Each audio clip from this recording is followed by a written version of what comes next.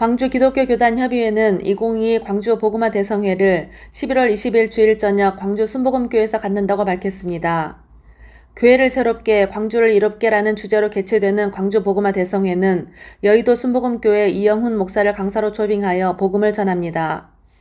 대회를 준비한 광교협 대표회장 남택률 목사는 사회가 혼란하고 어둠에 덮여 있을 때마다 빛으로 오신 예수님을 따르는 자들이 희생하고 부르짖었던 것처럼 믿음의 성도들이 한자리에 모여 합심 기도를 통하여 빛골 광주에 성령의 바람이 불어오길 바라며 아픈 자에게 위로와 소망이 이루어지길 간절히 바란다고 했습니다. 한편 광교협은 2022 성탄문화축제를 12월 4일 주일 오후 5시 금남로 518 민주광장에서 성탄트리 점화식을 갖는다고 밝혔습니다. 광주 YWCA 창립 100주년 기념식이 11월 3일 광주 무등팍 호텔에서 400여 명이 참석한 가운데 성대에 열렸습니다. 창립 100주년 기념 예배에서 말씀을 전한 안영노 목사는 지금 우리는 무엇을 할 것인가 라는 제목의 설교를 통해 주님이 주신 힘과 능력으로 100년을 주 안에서 지켜오게 하심은 하나님께 영광이요 우리 모두의 승리라며 함께 영광을 올려드리는 귀한 시간을 갖자고 했습니다. 광주 YWCA 김선옥 회장은 새롭게 펼쳐질 100년의 세월은 하나님의 사랑을 실천하며 갈등과 분단, 전쟁과 폭력을 그치게 하는 평화의 사도로서 정의, 평화, 생명의 나라를 만들어가는 데 최선을 다하자고 했습니다. 강기정 광주광역시장은 광주의 역사 속에 100년의 발자취는 여성과 인권, 환경, 평화통일 등 우리 사회의 다양한 분야에서 변화와 혁신을 이끌어 시대적 담론을 제시해온 광주 YWCA에 감사드린다고 전했습니다. 이정선 광주광역시 교육청 교육감은 인권, 환경, 민주화, 청소년, 평화통일운동에 헌신해온 YWCA에 감사드린다며 한 명의 아이도 포기하지 않는 혁신적 포용교육으로 광주 교육 발전에 힘쓰겠다고 했습니다. 광주 YWCA는 우크라이나 고려인 자립청소년 5명과 육아시설 자립청소년 5명에게 장학금을 전달하고 격려했습니다.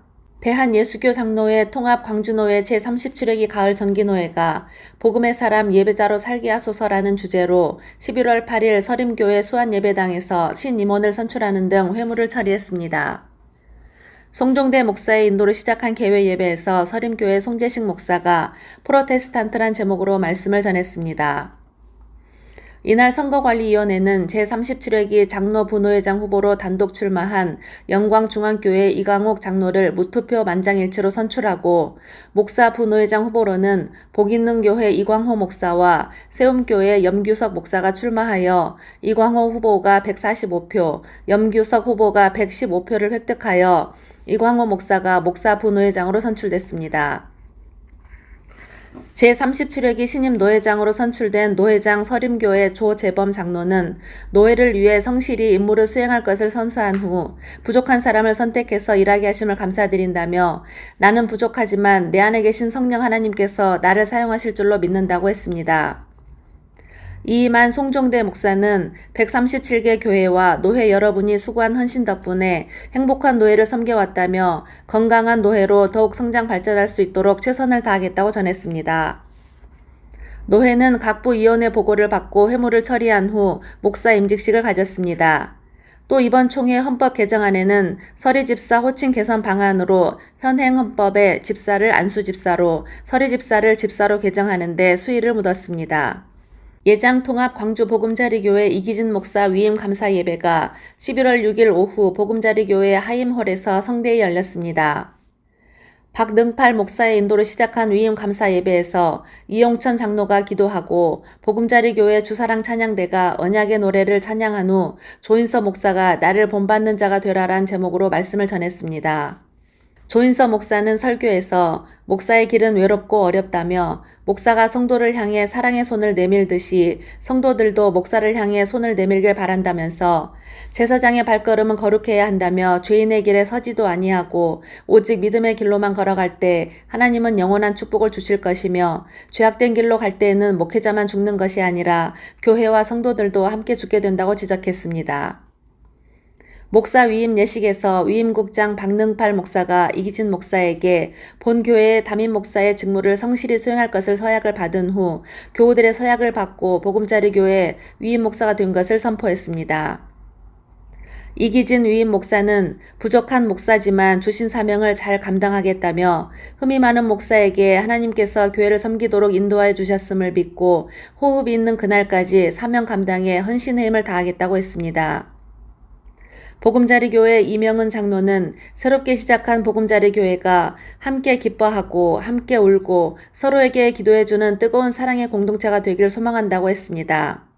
한편 광주 보금자리교회는 2020년 12월 광주 동구 독립로에 교회 설립 준비를 하여 이기진 목사를 담임 목사로 청빙하였고 2021년 12월 이기진 목사 부임 예배를 드리고 교회 명칭을 공모하여 보금자리교회로 변경하고 예장통합 평양노회 중부시찰에 가입한 바 있습니다.